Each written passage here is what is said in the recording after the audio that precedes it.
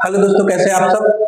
देखिए, Indian constitution की अगली टॉपिक जो चल रही थी प्रस्तावना, जिसका लेक्चर 1 हम लोग देख चुके हैं, अपलोड भी हो चुका है यूट्यूब पे, फेसबुक पे। आज हम प्रस्तावना का पार्ट 2 डालेंगे। पार्ट 2 में हम ये पढ़ेंगे प्रस्तावना से संबंधित वाद। प्रस्तावना से संबंधित वाद हुए थे, जो मामले हुए थे, उसे हम पढ़ेंगे। तो इसमें पहला वाद था बेरुवाड़ी मामला। बेरुवाड़ी वाद 1960। ये वेरुवाड़ी एक स्थान का नाम है। ये स्थान है जो कि पहले कहां था? पहले था भारत में। पहले कहां था? भारत में था। उसके बाद ये पूर्वी पाकिस्तान, पूर्वी पाकिस्तान,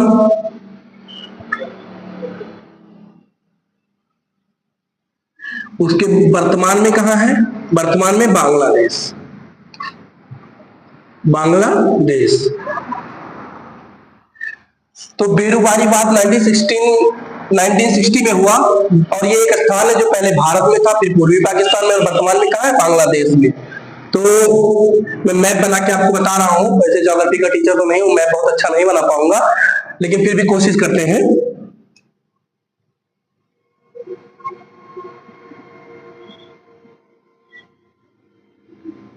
कुछ इस तरह से होता है हमारा भारत का नक्शा।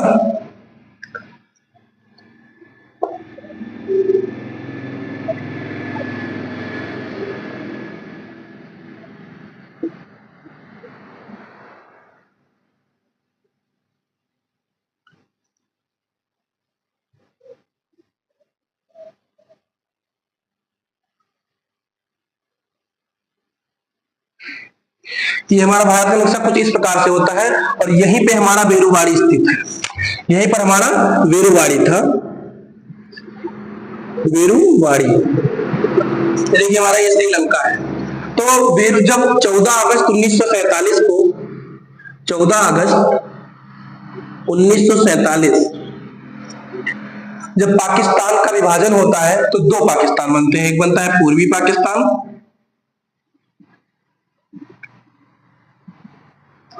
दूसरा बनता है पश्चिमी पाकिस्तान।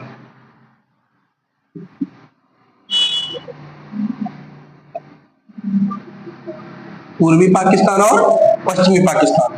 यही पूर्वी पाकिस्तान ही आज हमारा बांग्लादेश है, और ये पश्चिमी पाकिस्तान तो पाकिस्तान ही है। तो ये हमारा क्या था? ये एरिया हमारी पश्चिमी पूर्वी पाकिस्तान था।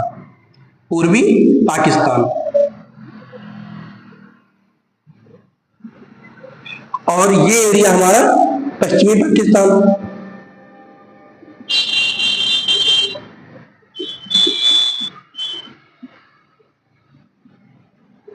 ठीक। तो बेरुवाड़ी केस 1960 क्या?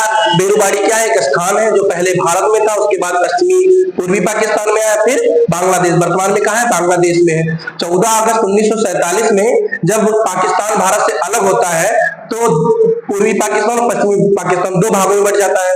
और वो जो बंटवारा करवाया था, वो अंग्रेजों ने करवाया था। तो जो सीमा बोर्ड के चेयरमैन थे, सीमा बोर्ड के चेयरमैन,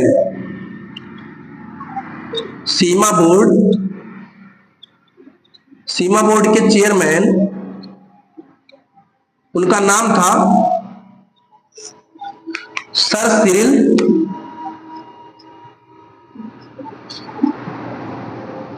सिरिल रैडक्लिफ।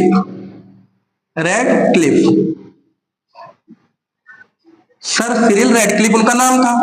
तो उन्होंने क्या किया? 17 अगस्त 1947 को, 17 अगस्त 1947 को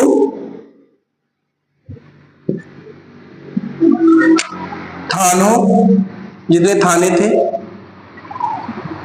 थानों, पुलिस चौकियों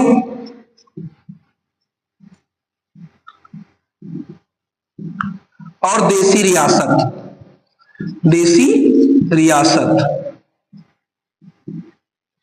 इन सभी को मद्देनजर रखते हुए एक रेखा, भारत और पाकिस्तान को अलग करने वाली रेखा खींच दी, जिसे रेडक्लिफ रेखा के नाम से जानते हैं। भारत और पाकिस्तान को अलग करने वाली कौन सी रेखा है? तो कौन सी रेखा बोलेंगे? रेडक्लिफ रेखा। तो ये इनके नाम से याद यही पता चल गया क्योंकि इसका नाम रेडक्लिफ क्यों रखा गया था। तो सर सिरिल रेडक्लिफ की वजह से ही तो इन्होंने क्या किया? एक रेखा खींच दी,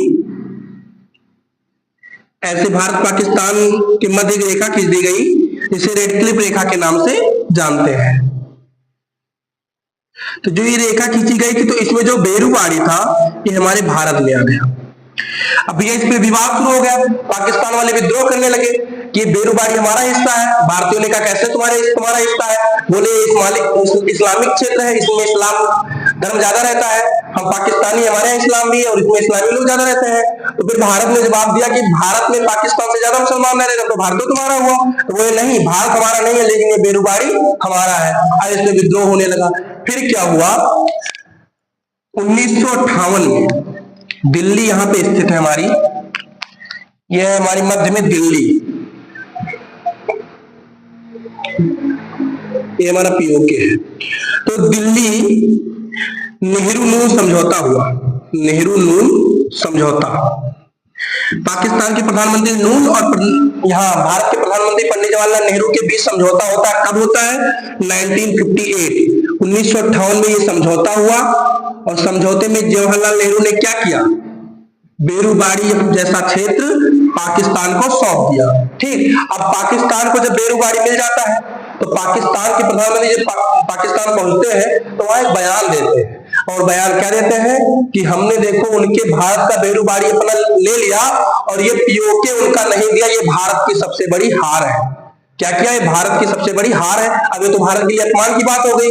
फिर क्या हुआ कि भारत की जनता ने ये न्यूज देखी, पहले सोशल मीडिया तो थी नहीं कि तुरंत कुछ भी हो अपलोड हो जाए, तो दूसरे दिन जब न्यूज़पेपर देखा, उसमें बयान देखा, तो भारतीयों के अंदर भी क्रोध आया, उन्होंने भी विद्रोह किया कि ये पंडित जवाहरलाल नेहरू के बाप की जमीन है कि उनकी जमीन है जो उन्हें दे दी है, हमें जमीन नहीं देंगे। फिर विद्रोह शुरू हुआ, पंडित जवाहरलाल नेहरू संसद में गए, संसद में भी विद्रोह शुरू हो गया, लोग उनके ऊपर कागज का टुकड़ा फेंकने लगे, लोग उनके ऊपर पेन की इंक फेंकने लगे जो इंक रखी रहती थी सबके टेबल के सामने। अब ये वहां से भागे सीधे राष्ट्रपति के पास गए, डॉक्टर राजेंद्र प्रसाद के पास। डॉक्टर राजेंद्र प्रसाद ने तुरंत क्या किया? अनुच्छेद 143 143 इसका पालन करते हुए नवा संविधान संशोधन किया। नवा संविधान संशोधन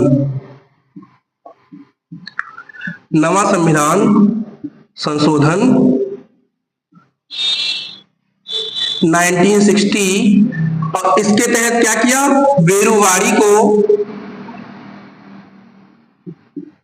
बेरुबाड़ी को पाकिस्तान को सौंप दिया, पाकिस्तान को सौंप दिया।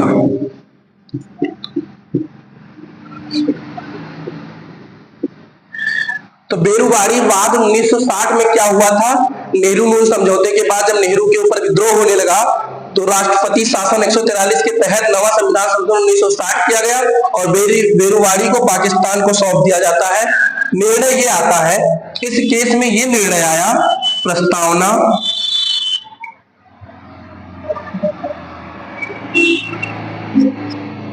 संविधान का हिस्सा नहीं है, प्रस्तावना संविधान का हिस्सा नहीं है। कोई भी किताब आप खोल लीजिए, आपको यही इतना लिखा मिलेगा। ये थ्योरी कोई नहीं बताएगा, ये बहुत इंपॉर्टेंट बात थी कि वाद क्यों हुआ, कैसे हुआ। आपको कोई भी अथॉरिटी बुक उठा लीजिए, कितनी भी बड़े लेवल की बुक उठा लीजिए, आपको यही लिखा मिलेगा, प्रस्तावना संविधान का हिस्सा नहीं है, इसमें संशोधन नहीं किया जा सकता, इसमें संशोधन नहीं किया जा सकता, इसमें संशोधन नहीं किया जा सकता।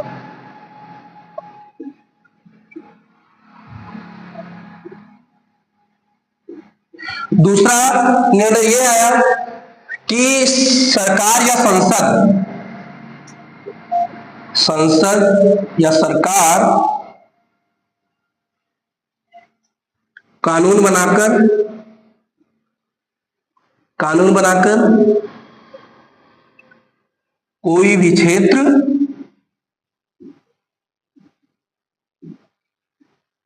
दूसरे देश को दे सकती है।